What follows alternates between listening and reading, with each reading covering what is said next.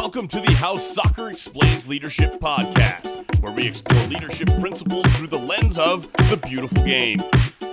Welcome back to How Soccer Explains Leadership. Thanks again for your download and being a part of the conversation. Today we have another great guest with us. He is a man who has a lot of experience playing, coaching, directing clubs, and I'm just, as usual, you're probably getting sick of me saying I'm excited for these guests, but I truly am excited for this guest. And it's Lee Baker. He's the owner of uScore Soccer, director of Legacy Soccer Club. And before we get to Lee, I want to make sure that if you haven't done so already, go ahead and subscribe to the show. Just hit that subscribe button wherever you're listening so that you don't miss any of our episodes. And if you haven't done so already, also, if you could rate and review the show, that would be very much appreciated. It would help get it heard by other people. On that note, the best way for people to learn about the show is by you telling them about it. If this is helping you, if these things are helping you, I have no doubt it will help other people that you know, whether they're in the soccer world or outside the soccer world. Hopefully these leadership principles are things that everyone can be learning from and using in their lives. So without more from me right now, I'm going to introduce to you Lee Baker. Lee, how you doing? Great, Phil. I appreciate you having me on today. Definitely. And, we were able to have a conversation a couple weeks ago just to get to know each other a little bit. And I'm excited, like I said, to be able to share with our audience what we talked about and hopefully some new things that I haven't even learned and heard yet. So before we get into the leadership lessons that we always are able to get into, I'd love for you to briefly share your story, how you developed your passion for soccer and leadership and your journey to where you are today.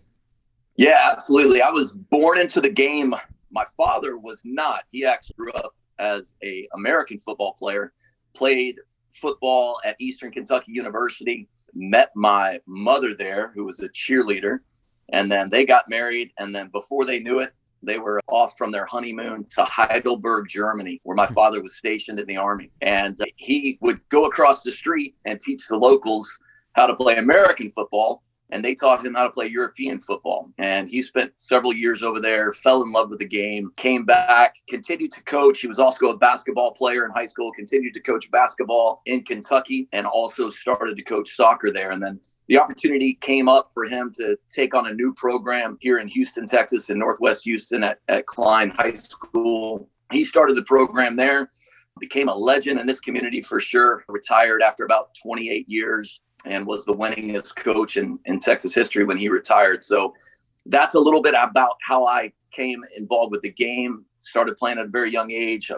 became a member of the Texan Soccer Club when I was about 9 and played for them all the way through. A guy named Roy Reese was the national team coach at the time and was brought in to start the Texan Soccer Club.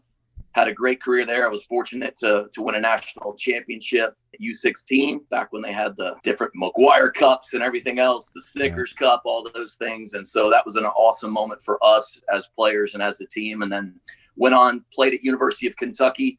So went back to my roots. I was born in Kentucky and was fortunate to go back there, play soccer for the Wildcats. And then after that, stayed on as a coach briefly, and then had the opportunity to come back as the assistant director for the Texan Soccer Club that I played for under Ken Fogarty, who coached with the Kansas City Wizards, was a big-time pro himself, played in the NASL for Fort Lauderdale Strikers. Unbelievable career that he's had. And so I came back, assisted him briefly, and then before I knew it, took over as the director of the club at a pretty young age and was able to be the executive director with the Texan Soccer Club for a couple of almost decades. So about 18 years there. I started uScore Soccer with my brother here in this community. Again, we grew up in kind of the Klein area, kind of near the Woodlands here in Northwest Houston. Started an indoor center, started an outdoor league while I was continuing to oversee the Texan Soccer Club.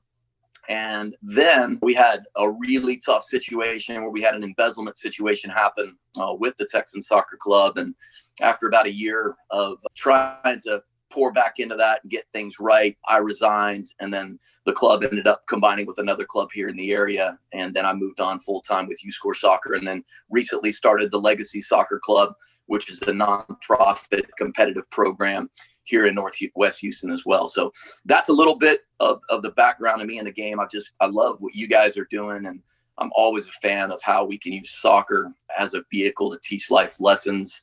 I think it's an incredible platform for not only young players, but for parents, for coaches to really apply what we see on the field and use that off the field. And I think it's certainly a term that's probably overused in terms of using life lessons. And I think what we're trying to do at Legacy, hopefully, is real, is tangible, is something that players and families can really apply. So super excited to be on with you and talk about leadership.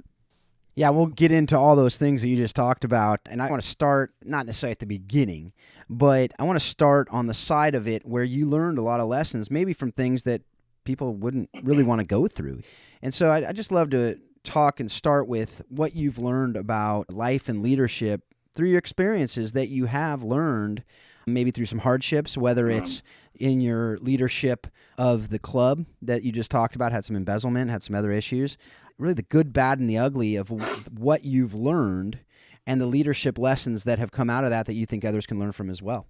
Absolutely. I think, Phil, one thing that I'm reminded of all the time is I've been extremely blessed in my life with very few tragedies. You know, I've got healthy parents who are married. I've got an incredible wife, 3 incredible kids, and I've really had an incredible journey all the way through to where I am now. And so 3 or 4 years ago when that embezzlement happened, it was kind of the first real moment in my life where you just had to really kind of it has some really incredible soul searching moments to look at the why it happened. How did we get to that point? And there's definitely some victim mentality that happens right away with what I went through. And I had a great group of friends, Jim Spence, who who runs Sports Quest Ministries here. He and I started meeting weekly at that time, just to going through some things with the Bible and what I was learning and what I was journaling. I had some incredible late nights with my wife where she's always trying to see the best in people. And I wanted to make sure I didn't go the other route of starting to be too guarded, because I've always valued relationships and I've always been really ready to trust people and entrust things to people. So I really had to get to the point.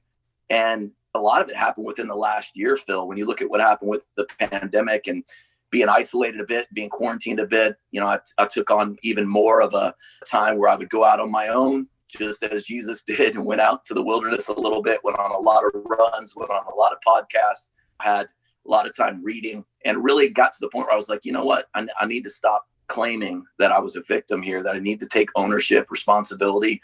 And the reality is the Texas Soccer Club was a great club, was a fantastic organization that impacted a lot of people. We've had players go on and play in the English Premier League, play in the World Cup. We've won several national championships, USYS and the DA. And I had an incredible staff, great supportive friends that I've worked alongside of, and had former players that I've been to their weddings, now coaching a lot of their kids. So there's definitely a ton of positives that happened through that. But also I have to look at it and say, you know what? There was a mission and there was something that we were heading towards. And certainly a big part of that was impacting young people on and off the field. But as you get going, you have a lot of different voices that come into play.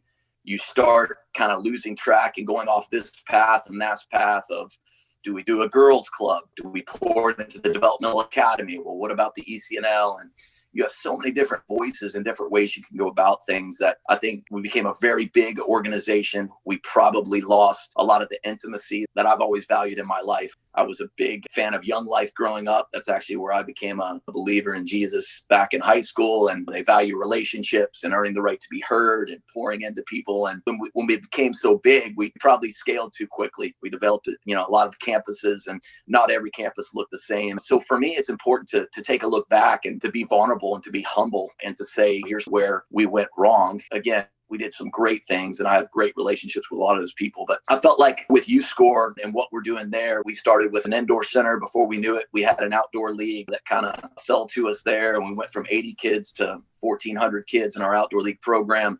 We have a great indoor center where we're doing classes and private training and impacting kids there. And then the legacy program just kind of came with having a lot of players in the grassroots of soccer, which I'm so glad to be more attached to in the last couple of years. But we had a lot of great families that just really wanted to continue with what we were doing, but get a little bit more in terms of the competitive side without selling their souls to soccer and all of their time and their calendar and their money into that. So we feel like we found a good balance with legacy, and I feel like I'm getting a second chance chance.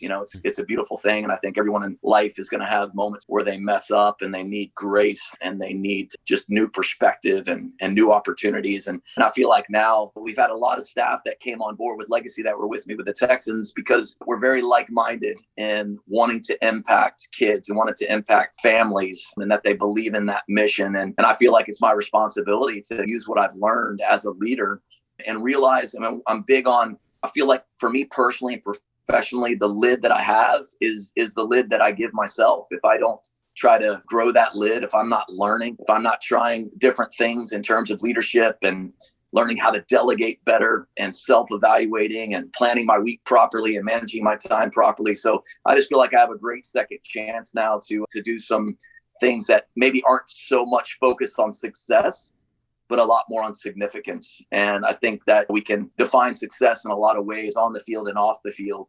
For me, I really want this second half of my coaching career to be more about how can I be significant? How can I make those that are around me, the players, the staff, more significant as well, and make sure that they're going after their calling, not so much their career. And I feel so fortunate that I get to do what I do and certainly want to do it for a very long time. Yeah, that's fantastic. I think that's something that you said a lot of things there that I definitely want to mine, and we'll get into several of them. But the one thing that I want to first talk about there is you talked about a few things there with the mission vision, like your mission vision values that you have. And you said you started drifting from that as you got bigger, as you couldn't scale that mission that you had originally with the organization. But then I think when things went sideways a bit with the embezzlement, as you said, you can very easily go into that victim mentality and blame that may have been a symptom of that mission drift, of that drifting from where you were. It could also just be one bad actor, yes. But if you are able to take that step back and go, and this is where the leadership principle comes in, how am I responsible? What is my responsibility in this? What have I done wrong? What can we do different? And how can we learn from this and move on? And yes, there is somebody that they need responsibility too, but this goes from our homes to our organizations to soccer to really any area of life is what did you do wrong and what can you take responsibility for in this? And so as you started uScore, as you started this new organization, what did that look like as you started this new venture with creating that mission, vision, values, and how do you protect that now versus what you saw with 2020 hindsight with the club? Well, I think, Bill, what it has reminded me of is continuing to ask the question of why. So why am I doing this? Why did we start this club? Why are we forming these teams? And continue to ask that question over and over again until we get to the heart of what we're doing. And then to create that mission statement to provide clarity for everyone that's on board. If I'm not, as a leader, providing clarity of where we're going, then not only am I getting off track, but those other voices that come in and say, well, what about this? Or what about that? Or what about this location? Or what about we go after this sponsor? What if we do this tournament? You always have to go back and say, well, does that align with our mission? The people that we bring on board, finding out what their goals are. If their goal is to come on board at a nonprofit soccer organization and eventually become a millionaire, it may not line up with what we're doing and where we're going. So getting everybody moving in the same direction and not losing track of that focus. And in college, Phil, I was in a major car wreck when I was driving home from University of Kentucky and flipped the Jeep 4 times on the highway. Should not have survived. Actually, a few months before that, Rich Mullins, the great singer-songwriter in the Christian industry, flipped the Jeep and was killed. And laying in the hospital, I was thinking, gosh, why? Why did that happen to him? Why am I still here?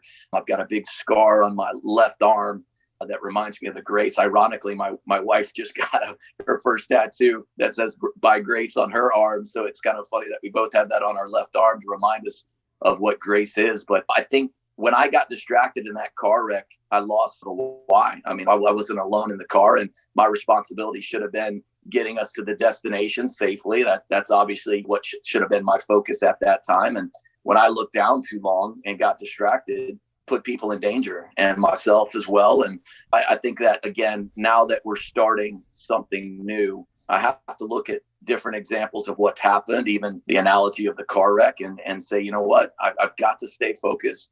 I've got to make sure that I'm not the only one in the car that is going where we want to go, that I surround myself with people who are smarter than I am in a lot of areas, that I evaluate where my strengths are, where my weaknesses are. I just hired another administrator that is much more organized than I could ever be and frees me up to be able to do things that I feel like God has gifted me in. And I feel like I've got some talents and some time. If I've been blessed with that, it's important for me to make sure that I'm maximizing that. So again, just excited for that opportunity. And I think I've always loved leadership. I was a field goal kicker in high school. I loved being the kind of the hero or the GOAT. You know, if we went into penalties in soccer, I wanted the ball first. I wanted to take the first PK. And I just kind of a little bit probably of my inner nature of being a little bit arrogant, I'm sure, and a little bit maybe overconfident.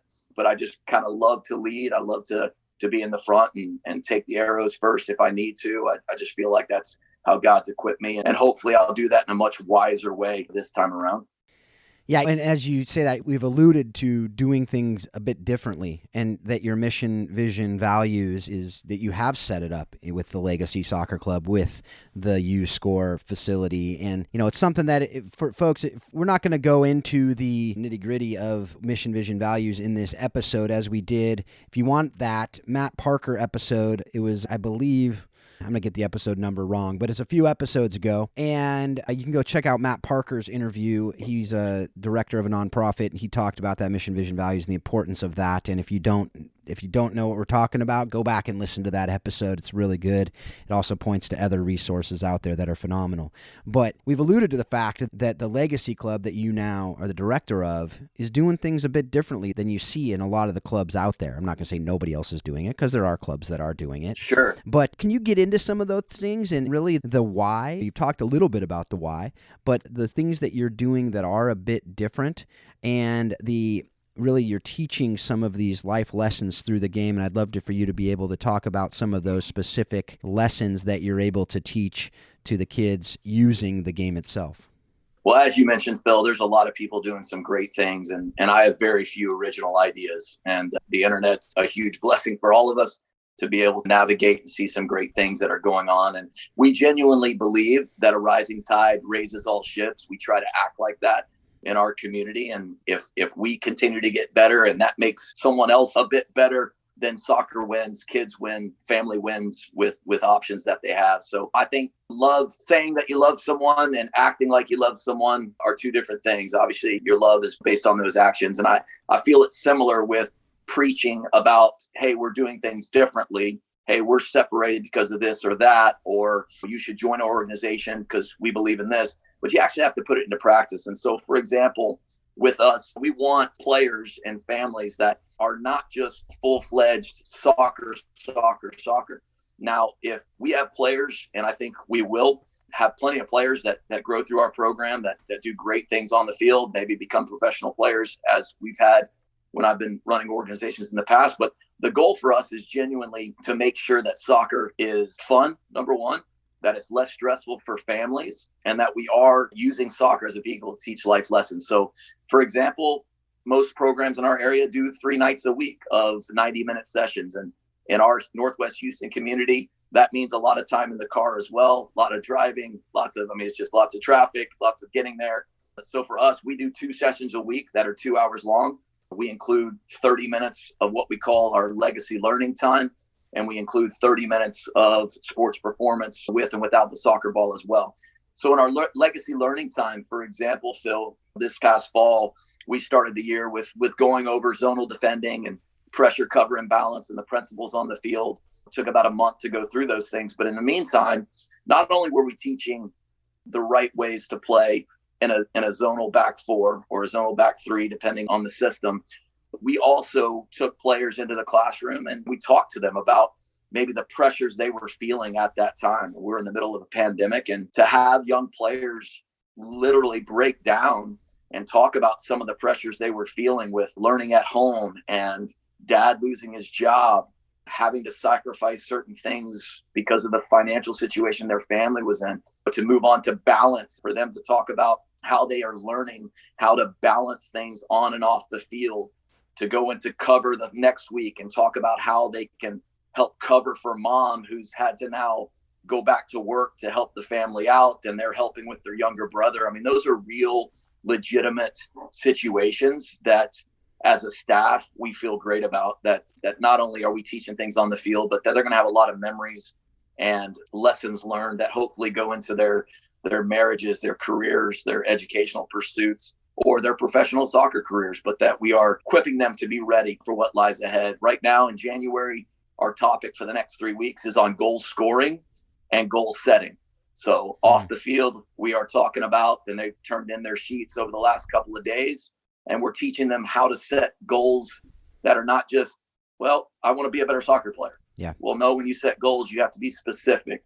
You have to be able to measure that. You have to be able to be timely in the way that you follow through with that. So there's a lot of things that we're teaching them that I think hopefully will stick with them. And we also have to lead by example, Phil. I mean, I've met with our staff over the last couple of weeks, and I have several more meetings to have with individual leaders in our club and within our organization, where I'm going through them, my journal that I use on, these are the goals that I have.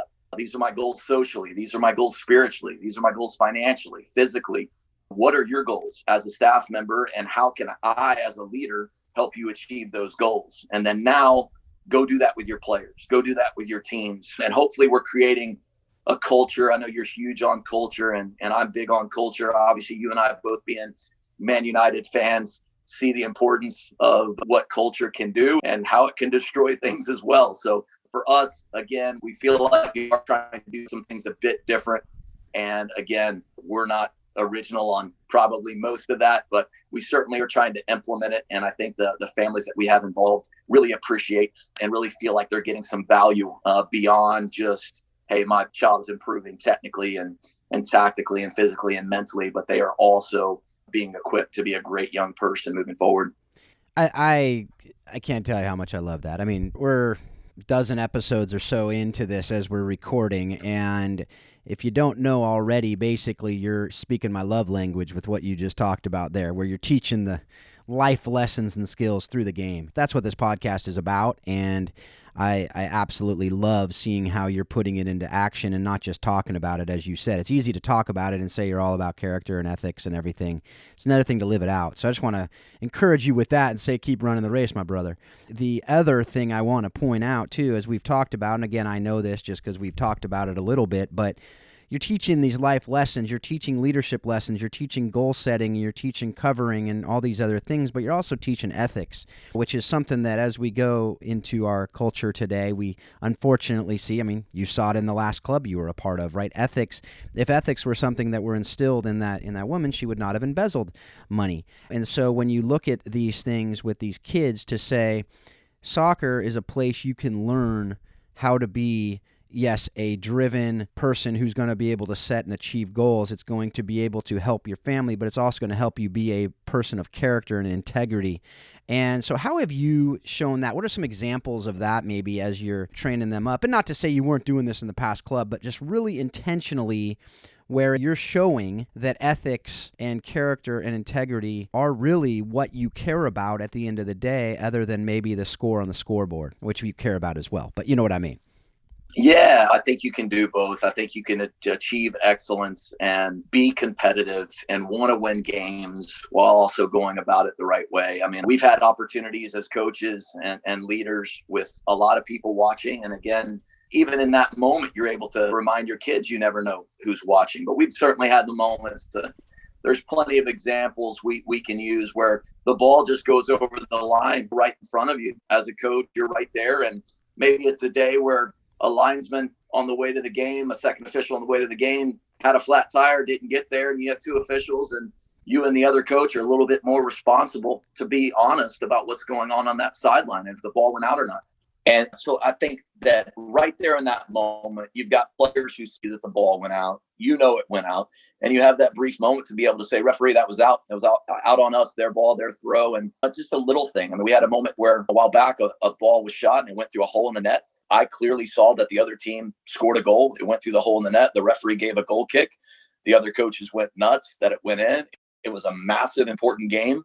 I could have easily sat there and bit my lip and got out there with a victory, but instead had to say something. And I think that, again, those kids are watching us. The parents ultimately appreciate it.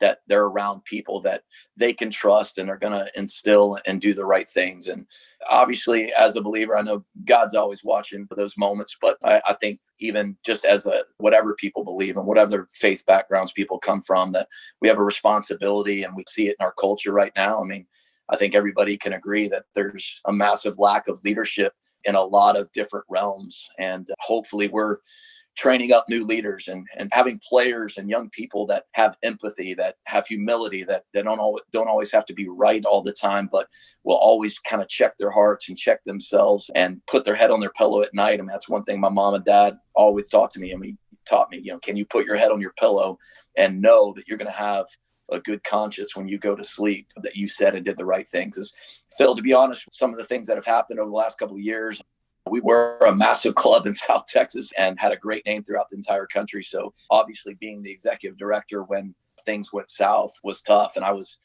the executive director for a long time when things went well. I was a player when things went well. I probably would have died wearing a Texans jersey with my playing and coaching and directing background of that club.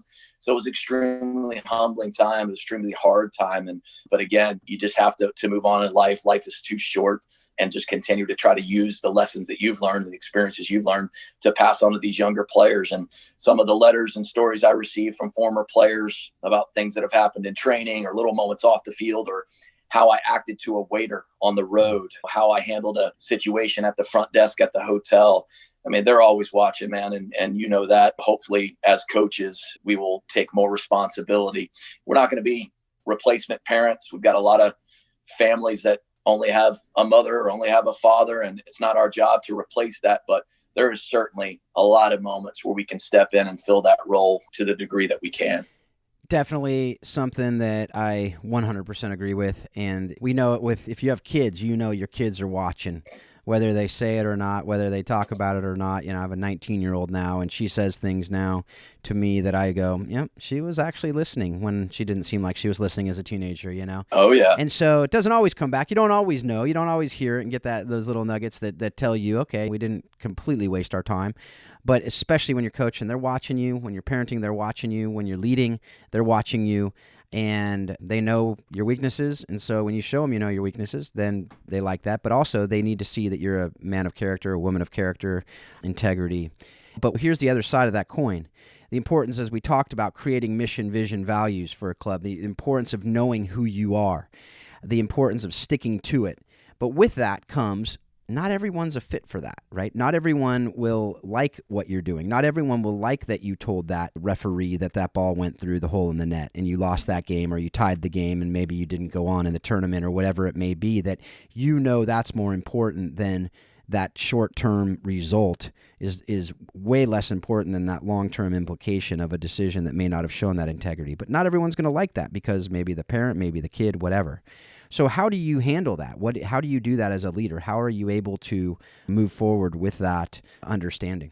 I think it's a great question, Phil, because it's a balance, right? It's a balance of how are you inclusive to people that want to be a part of something that you're doing, something special. So whether it's at uScore with our grassroots recreational program, or with what we're doing with the Legacy competitive program, we want to welcome families. And we think that our growth is a product of having something that's attractive, something that's valuable for people to come and be a part of. But yet you're also trying to create a culture. And I've always said in youth soccer, you marry the whole family.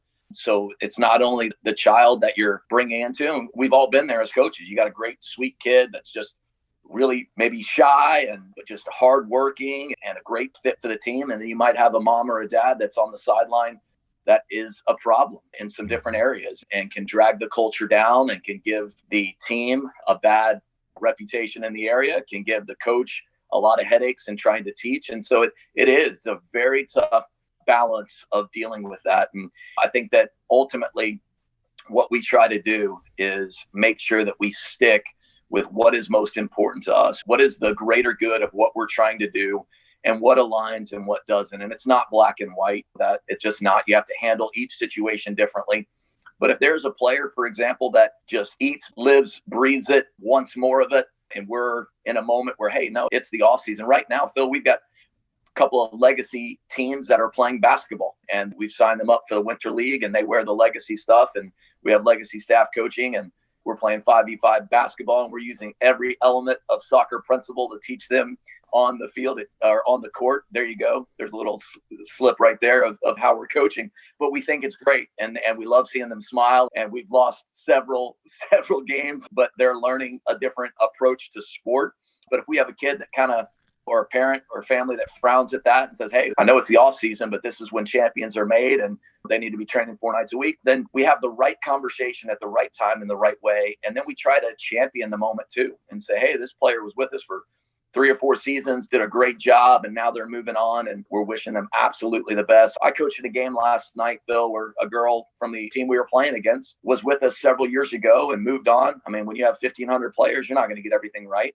She moved on, and I saw her on the other side of the field during the warm-up, went right up and forgot it was COVID for a minute and gave her a hug. And I think her mom was smiling on the other side of the indoor glass on the field that we were playing on. And I just think that a lot of me has changed, Phil, over many years. That wasn't me. I'm 42. When I was 22, I was probably a much different person looking across at a player that may have left us and going, watch us put 10 goals past them. I'm going to show them they shouldn't have left. And it's just obviously the wrong approach, the wrong mentality in order to have a peace in your life and a joy in your life and a genuine kind of belief in wanting the best for everyone, whether they have moved on from your organization or not. So it's just sticking with that why, sticking with that mission, and keeping that with the same with hiring staff, and just always saying, okay, does this go along with our values? A lot of this comes down to just perspective. What is your perspective? Is your perspective in this kind of myopic soccer is everything world, and we're going to learn everything on the field, and we're just going to learn tactics, and we're going to learn the moves, and we're going to learn, you're going to juggle, you're going to have great first touch, you're going to have this or that, and go, no, there's actually a lot to learn outside this game that can help in the game. My son played basketball. And he got way quicker. He's a holding midfielder, and he got way quicker because he couldn't take that time to decide and just kind of lollygag on the ball. And you can't do that in a lot of the soccer either, but sometimes you definitely have more time in soccer generally as a rule than in basketball to make a decision and what to do.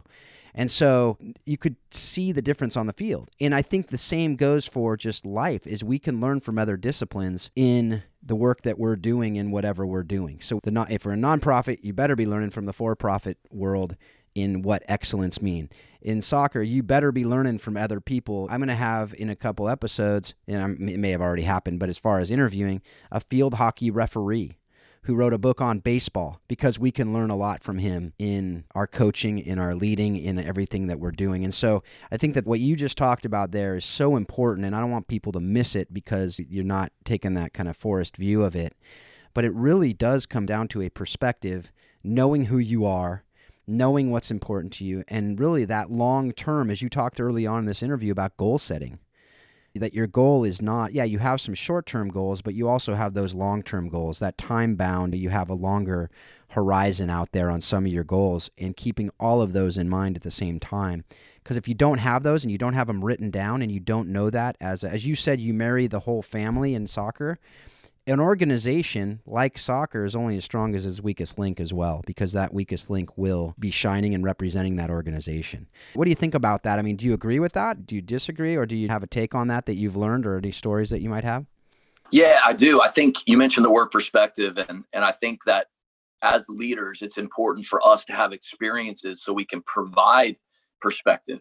I've been fortunate. I was able to spend a week at Carrington on the Man United training grounds to watch those players that are U12, U14 trained. And what a difference in my perspective leaving. That was probably a dozen years ago, but coming home and saying, no, the best 12 and 13-year-old boys in the world that are training at Man United, they're smiling while they train. They dance when they put a ball into the top corner. Like, it's okay.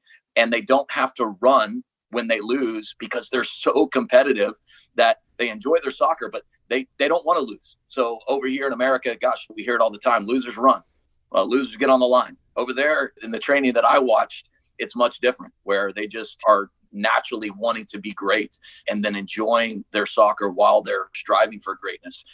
I spent some time and took a team over to the MIC over in Spain, and we played Barcelona's U12 team. It's the first time, Phil, I've ever looked at a team in a locker room before the game and said, hey, you're not going to win, but let's have perspective on why we came and what we're here to do. I mean, I had seen them play. We were fortunate. We had won 2 games in the group. We got smacked by Ajax in the third game, so drew Barcelona in the quarterfinals. And we didn't take over the greatest team in the world. We took a team that was available, a local youth club team, and we're playing FC Barcelona. And we're playing the little 11-year-old Messi in that spot and the Iniesta in that spot. I mean, you could see it out there. We lost by double digits, but it was the perspective that I gained over there and that the kids brought back to say, you know what, I am a very good 11-year-old in Northwest Houston, but there's a bigger world out there, and there's a lot of better players out there.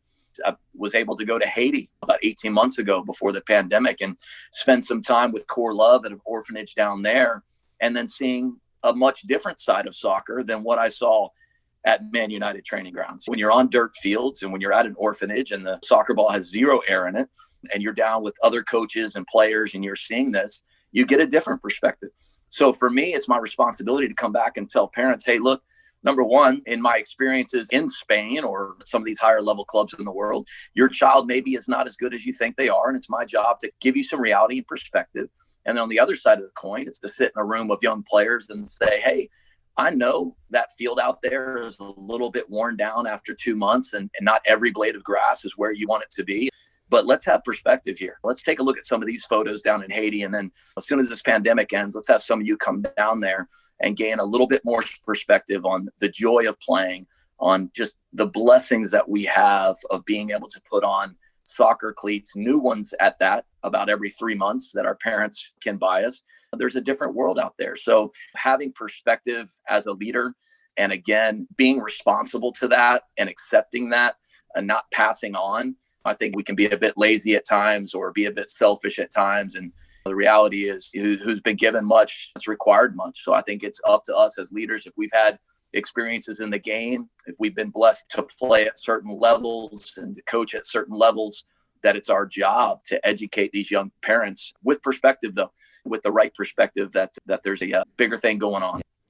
And that's just it. I mean, I love what you're teaching at Legacy. And I think even the name, it's very intentional. Well, I'm assuming it's intentional. I'm assuming it's not just random. Yeah, we felt like when players move on from Legacy, we genuinely want them to look back and see how they created a culture, how they mentored younger players, maybe how they can come back and continue to pour in as parents or staff members. So we're super excited and appreciate you giving us this time to talk about it. Definitely. And you just said something there that I think is a point that we haven't talked about, but it goes back to some of the real benefits. I know that you work with some homeschooled kids and things like that, but what we don't see today is really the one-room schoolhouse that we used to see back in the day, that the older kids are able to mentor the younger kids. And that's something that I would love to see more of in clubs, is intentional, not just kind of one-off, a kid like saying, oh, the little kid looking up to the guy, but actually having intentionality in the older kids, whether it's helping to coach, whether it's where you assign different mentors to the little kids or whatever. But then that way it does become a family. It becomes a lot more intentional where you own the club and it's not just your team, but you take ownership of the club as a whole. And talk about legacy, talk about staying involved, talk about really seeing how you are impacting and are able to impact the value of mentorship, all these other things. That's just a little soapbox I just got on because you said that and it really clicked in me. And I see that because I have 5 kids in my house, and I even just see how my 9-year-old looks up to my 17-year-old. Whether my 17-year-old likes it or not, whether he tries or not, whether whatever, his 9-year-old little brother is going to look up to him. And so he better, as I told my 17-year-old, you better be doing good. But I think in the clubs, that could be part of our ethics, integrity, character training too, is, hey, these little kids are watching you. Yeah. And what you're doing. Right. Yeah. We've got our U14 teams, our U16 teams. They get opportunities and they take advantage of them. And those kids that are doing that, I think they're realizing a lot of times they're the ones that are impacted more when they're out there with our 3 and 4 year olds or 5 and 6 year olds. And I've got kids about the same age as you, Phil. I mean, I love it when my 9-year-old is working with 3-year-olds. It's hilarious and it's awesome. And she takes so much joy. And the 3-year-olds look at my 9-year-old like she's some adult because she is to them. Same with my 12-year-old son working with the 6-year-old boys, like in the way that they look at him. My 15-year-old daughter doing the same thing with 11-year-old girls. It's an opportunity that we don't want to miss. And I think that actions are just the best form of leadership. We can use words to actually have players buy into it and commit to it and get out there and volunteer and get themselves involved. they're just creating incredible moments for themselves and also for these young players. So I completely agree. That's a huge part in giving back to the game. That's great. The word you just used there, I think, folks, if you just see this as an opportunity and not as another thing you have to do, but you see it as a get to, and you see it as an opportunity to be able to help your players just really thrive and flourish at that next level as human beings, man, I think it can change everything. And I look forward to seeing what the kids that are coming out of your program, the things that they're doing, whether it's on the field or off the field. I have no doubt they're going to be leaders, and that's just fantastic. So, like I said, keep it up. Keep it up. So we're going to go into our last couple questions here. And, I mean, we've talked about a lot of this, but I want to hear if there's anything else in your home. We have this question we ask, and I know a lot of people are already looking forward to hearing what our guests have to say about this. But how have you used the lessons you've learned directly from the beautiful game, from the game of soccer, in your marriage and parenting and really any other relationships if it's outside of that? But hopefully in your marriage and parenting in your home, what are some things from the game directly that you've used? I think of a couple of things, Phil. I think just sacrificing for the greater good. When you get married, when you become a father, that there's going to be moments where you'd love nothing else to wake up and just watch EPL games for 6 straight hours. And sometimes, well, I'd say very, very rarely does that ever happen because you've got responsibilities that come with being married and what come with being a father. And you've got to make those sacrifices. When I was a U16 player, we went to the national championships in Blaine, Minnesota. And before we left, our goalkeeper was suspended. Long story short, but he got suspended and we got to Minnesota and we had goalkeeper tryouts, basically 2 or 3 of us. And I was an attacking midfielder at the time and ended up saying, you know what, I'll play. And we ended up winning a national championship. We had some incredibly talented players. So it had nothing to do with my goalkeeping abilities at all, but certainly was another moment where kind of said, okay, it's not about me, it's about the team. And that comes into our marriage all the time. I think that another one that comes to mind is just being present and being focused on the field. You click off for a second during a game, especially during transition moments. And before you know it, your team's getting the ball out of the back of the net because of your lack of focus. And I think our world right now, with the screen time and the phones and everything that is going on with Twitter and social media, and I think it's very easy to not be present and it's so easy to be distracted. And I know there's nothing I love more than going out with my wife on a date night and putting the phone away completely and just being present. And soccer can teach a lot of those types of life lessons. I think that having humility going into some soccer games where you thought you were going to take care of business and you end up not being quite as smart as you thought you were as a coach, or maybe not as athletic as you thought you were as a player, and you end up on the other side of it. And I think that happens in marriages as well, where you think you've got something figured out and you have to humble yourself and say that, you know what, I got that wrong, that I really thought that I had everything figured out going into that game, tactically, everything else. Same thing with going into marriage, that it's constantly looking at it and learning, and certainly being a parent. It's one of the more humbling things I've ever done. And it takes a lot of focus, a lot of time. And I'm blessed to have 3 amazing kids, but it's definitely always keeping you on your toes. And certainly soccer has a lot of opportunities to take some of those different tools and say, how can I use this as a father, a husband, a business leader, a director, a youth leader, a teacher? There's just so many opportunities to use those life lessons. Man, I wish we could go on and on because there's so much I know we can talk about, but we are at our last question, and here it is. What have you read, watched, or listened to recently that has impacted your thinking on how soccer explains life and leadership? Oh, man. Well, Phil, I might shock you with this one, but have you seen Ted Lasso? I was going to ask if you've watched it, but yeah, I have, and I love it, and I actually want to do an entire episode on it. So talk to me. What do you got from it? Oh, that's so interesting, especially since you and I have not talked about that at all. Yeah, somebody put me onto it because it's got some soccer stuff to it. Obviously, it's not one that we watch around our 3 kids, but it is just one of the things that over the winter break and after the closing out 2020, I think my wife and I just wanted to laugh and knew that Jason Sudeikis was going to provide that for us. But then as we got through the series, we were like, oh my gosh, this has depth to it. This has a lot more depth to it than we thought.